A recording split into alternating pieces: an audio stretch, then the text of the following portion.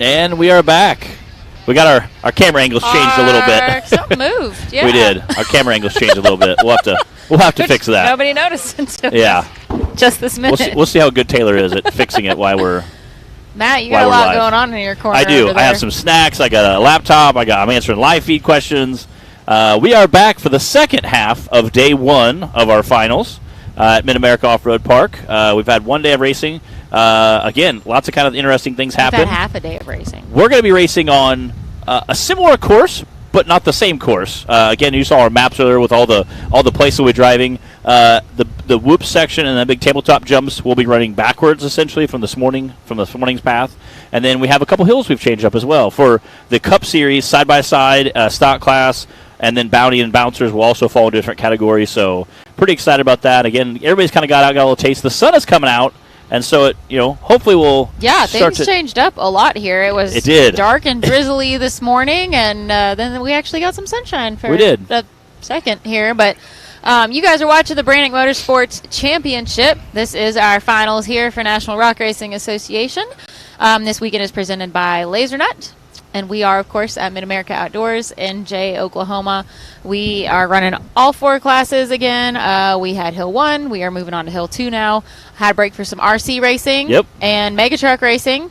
The Mega Trucks happened at the other end of the lake bed, so I'm not sure how that went. I heard them. Yes. Yeah, that was about it. They sounded very powerful. Yeah, but there's a little bit of everything. I looked out there and I was like, dang, where'd everybody go? The whole hillside was full of razors not too long ago. And I was like, then I heard the Mega Truck start up, and I was like, that's where they all went. They're getting it done. So we are hoping for a better feed this time, live feed. We've been struggling with that this morning. I know you guys noticed. And we'll... fingers crossed that we can stay live for all of Hill 2 for all of our classes. As we get into each class, we'll do a recap for you one at a time. And I'm sure we'll do a recap at the end of the day, kind of talks about some of the racers, things that happened. So, again, after this, we'll kind of recap the day and go from there. Wade Good pulling up in his stock class. Don't you even, Wade. Spin that mud over here. So we are starting off again with the Rock Life Off-Road Stock UTV class. We always run odds and evens on Hill 1, and then we reverse it and do evens and then odds for Hill 2. So we'll be doing that this time. Fastest time on Hill 1 for the stock class was Wade and then Brandon Davis. So Wade had an 87. Wade had an 87. Brandon had a 97. And then Cody Kaysen was a 104. So those were your top three from Hill 1. Heck, we only have like 6 drivers. Let's just go ahead. Let's see.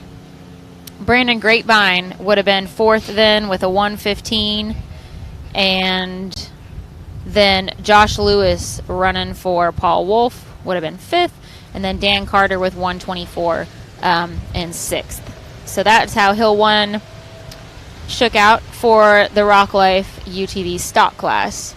Now, the way the points are sitting so far in the season, I have not added anything from Hill 1 yet, and I don't feel like trying to do all that in my head right now. Yeah, I have 4 different Excel spreadsheets. 4 different Excel spreadsheets all open simultaneously. So, but Paul Wolf, Brandon Davis, Wade Good, Dan Carter, and Clint Garrison. Those are your top 5 for the stock class prior to Hill 1. That does not include Hill 1, but this sounds like they're getting the. We got Dan on the line. Sounds like they're getting all the cameras set up out there.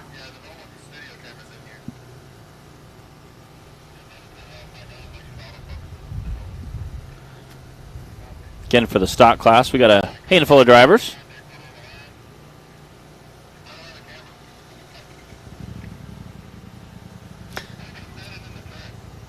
We got Dan Carter in the Rock Life group. Oh, man, it's just like it's beautifully chaotic here. Yeah, we have guys in the middle of the track right now. We have a camera. We're still getting fired up. Get him, Zach. Let's go, Brandon. Off the course. Yeah, Brandon. Let's go. Let's go, Brandon. Oh, man. Here we go. Again, this is Dan Carter taking off the line. He races a Rock Life Off-Road buggy. He said he has some changes coming home for next year, but he's got to get everything through this race. So, again, This is Dan Carter. Again, there's a handful of drivers I know they're in the same bucket, trying to get the buggy through the end of the season, and then we can. Again, we went down the tabletops, and we're coming back through that rough section. That's a whole lot of up and down. It is. Whoops down there. So we went I'm over not this. a big fan of those myself. Yeah, I said we went over this section once, but we went the opposite direction. Don't So watch him. He's crazy. I'm sure the washouts are a little bit edgy still. Again, trying to work that side there. You can kind of see it's gotten worn down a little bit from the big bouncers kind of blazing through there, but Yeah, that probably helped having them running through. yeah. Again, you got a shot there of Jay Stortz and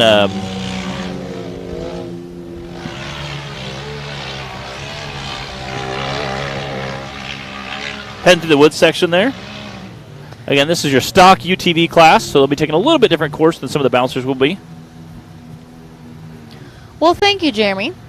We appreciate y'all joining us here on Hillside Live today. We certainly hope that this second go-around feed stays running much smoother. If not, as always, we are recording. We did our very best to sort things out during the intermission break. But if it still did not work, we are always recording, and we'll post this in a day or two, and y'all will be able to go back and watch that. Again, there's our Great Joan shot. Last big jump, going out the finish line. Again, that was Dan Carter from the Rock Life Off-Road Group. And his full body.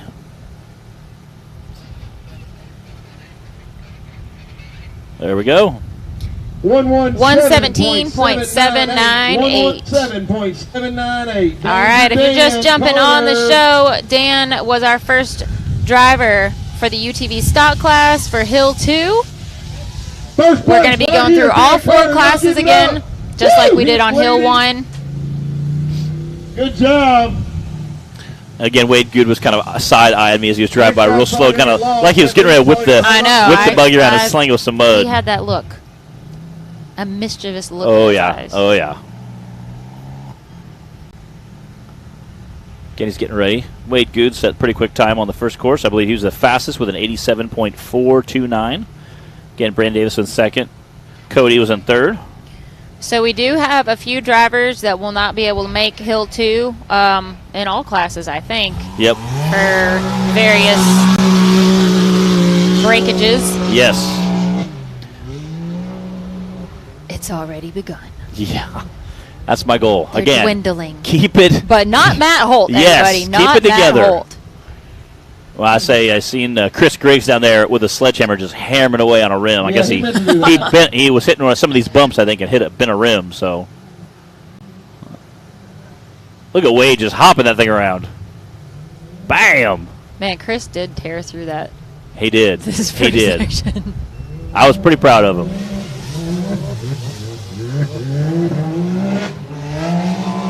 You know, Wade's been racing with us all year, all season, and he drives hard every single time. He races stock. He races the unlimited class. Apparently, he's going to be in a bouncer next year. Which would be awesome to watch. And Wade, he's so enthusiastic. He is. All the time, you know, and he's fun to watch race, and I think that he is going to be one of our most competitive drivers, you know, for a long time to come. He was pulling down at his side-by-side earlier and was backing up, and as he was backing up, he was just kind of going, dee-doo-doo-doo-doo. And I said, he's like a giant toddler, you know, just having fun, enjoying life, just being a good kid at heart. But he means business when he gets does. out here. Oh, yeah. Yeah, when that helmet drops or the shield drops in the front of the helmet, it is absolutely hammer-down mode. And he's been a lot more consistent this season. Ooh. 89.430. There we go. Speaking of being consistent, he had an 87 on course 1 and then an 89 now on course 2.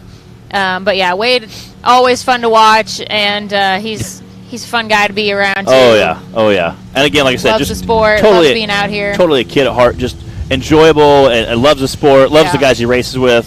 Again, we interviewed him and he said, said something about Paul might beat him. He said, I hope Paul does win. Paul's a good guy. And you know, to have that kind of a heart towards your competitors is super awesome to see. Again, I know we kind of preach that our off-road family is definitely a one big family, but it's super awesome to see that live, you know. So it's super cool to see. And he's a bit of a wild man behind the wheel, so he is. You never know. He's one of those downhill guys that just some fast times. pinballs through it. But speaking of consistent times, Brandon Davis is pulling up another very, very dirty full-body Can-Am. Can hardly tell him and Wade apart. Yeah, right really. now. So once they're covered in mud, and it's not necessarily, you know, it's kind of thick, goopy mud down there, but a lot of that'll fling off the tires. It's getting sticky now. It Once is. the sun came out a little bit, it'll suck you down in, make you fall over. It is. We were laughing with D-Pat this morning. He said, you know, I have just regular shoes. I don't have my muck boots. He goes, because I have a cheaper pair. Because he said I was running it at Wind Rock or whatever, and he said I was running really fast and it got stuck. But I was running so fast I didn't realize it. I was about 2 feet. I was 12 feet in front of it before I realized it came off. All right, let's back on the line. We got Brandon. Let's go, Brandon. That's the Brandon Davis coming in hot. Let's go, Can-Am Power. I'm gonna have to remember to turn right there instead of go straight. So this path will be coming out of the starting gate, hit those two big tabletops, and coming back through that rough section, rather than the direction we went earlier. Opposite. Every time I watch them go, I'm like, oh, I gotta remember that. So if you did miss Hill 1, the course is very similar to what they're running right now, just a little bit kind of an opposite layout. Brandon's getting squirrely heading through there. Opposite direction around the track, I should say.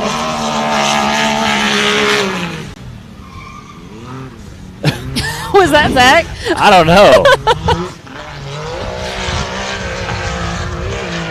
My brain knew that was not a vehicle out here, but it totally fit. It did. Zach or somebody just played squealing tires or something. What is that? Almost sounds like his brakes are... It sounded like squealing tires coming into that Could be a wheel bearing or something.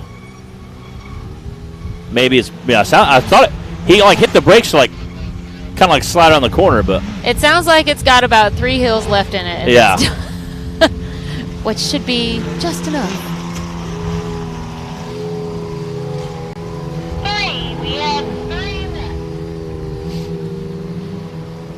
Let's go, Brandon. Trying to beat the 89. There we go. Put down by Wade Good. The time to beat.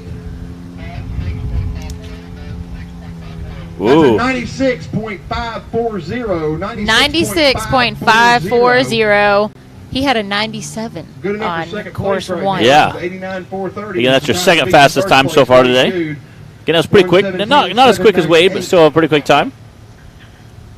Dan the Man Carter still holding down a strong third. Looks like Brandon Grapevine is coming out of the starting gate. Ooh, another Let's Go, Brandon. Yeah. Brandon Grapevine. Brandon Grapevine. Let's go. Again, he's got that Mid-America wrap on there. Looks sharp. It's teal and white, so I kind of have to show some love for it. How could you not like it? And he's racing for Mid-America Off-Road Park, which we're at, which is kind of cool. Sally, we are glad to be back. And yes, our audience is a little spoiled, Matt. Yeah. You guys, when the feed goes down, just pretend like it's the good old days Woo! when there was no Hillside Live, and you had to wait until something got posted to YouTube 4 days later to see what happened on a race. We experience a little technical Let's difficulty. everybody just take a moment and remember that. But we are glad to be back, and we're glad to have you all watching Matt and I on Hillside Live. This is the Branik Motorsports Championship presented by Laser Nut. We're at Mid-America Outdoors in Jay, Oklahoma. We have moved on to Hill 2. 2 of 4 between today and tomorrow. This is the Rock Life Off-Road UTV stock class. Brandon Grapevine out on the course. Getting there. Have some little hills there they're heading through.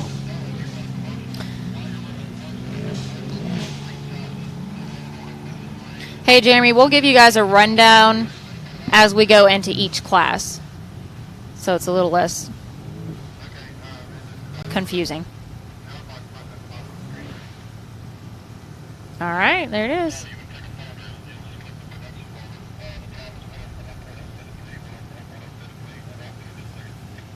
.073. 104.073 for Brandon Grapevine. Hey, he had a 115 on course 1, so that's a great improvement. And again, that puts him at third place for the day. I know we still have Cody and Paul to go, or Jake Pike. Josh Lewis. Yep. For the stock class. Okay. Adam for Bounty. Jake for Unlimited. Okay. We got a handful of racers there. Paul has a lot of stunt doubles Yes. this weekend. Yes. Running for Paul Wolf. All right, this is Josh Lewis running for Paul Wolf's points. Woo! I think that's Wade's Can-Am, isn't it? I'm not sure.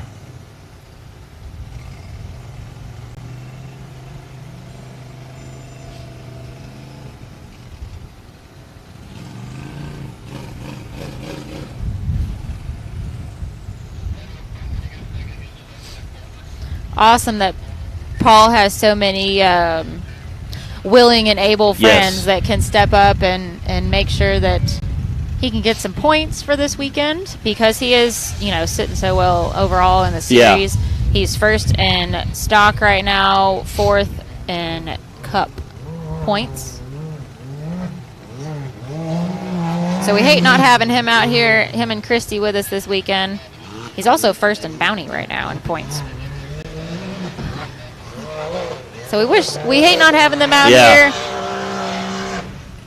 but definitely glad to see him still be able to get some points.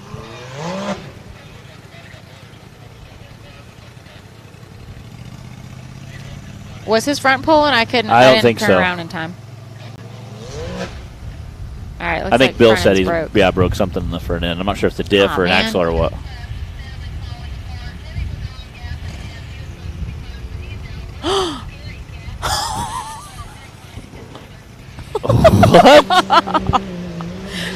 Sorry, we're listening on the radio. Yeah, I don't know if they would want us to or not. Yeah, I think Clyde can be kind of ornery sometimes with drivers. His daughter is vicious. She will say it like it is. She is. Watch him at that. She will say it like it is.